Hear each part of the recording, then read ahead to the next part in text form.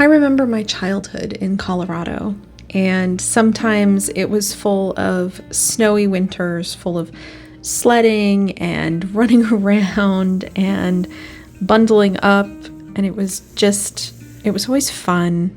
And some winters were a little bit drier than that, and we didn't get as much snow, and we certainly didn't get very much rain in the spring. And I remember summers where we had droughts and regulations and limits to how much you could water and when you could water, and it was just the norm. It happened several years in a row, and it was to be expected.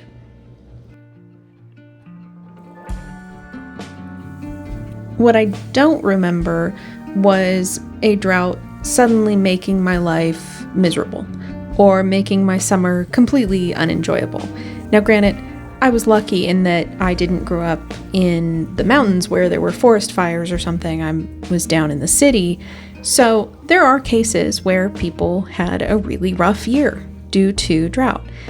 But for the most part, it was just another year.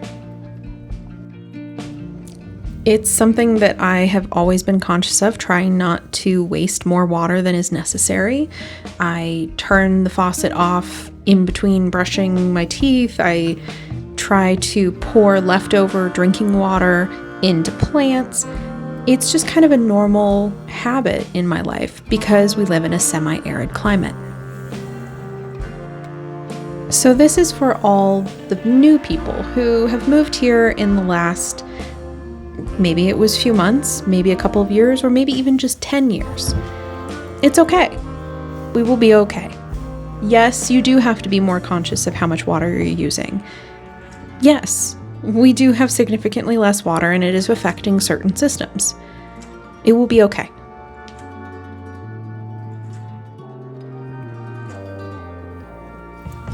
You really needed the moisture.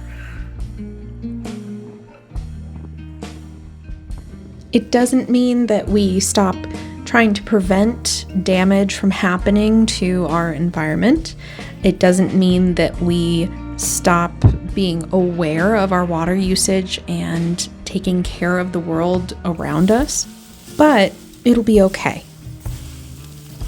So instead of panicking or freaking out if this is not something that you're used to, I instead challenge you to figure out a couple of things that you can do differently and incorporate into your life. And maybe those things you can continue to do even after we're out of the drought, because we could end up having another drought next year. This is Colorado, but it'll be okay.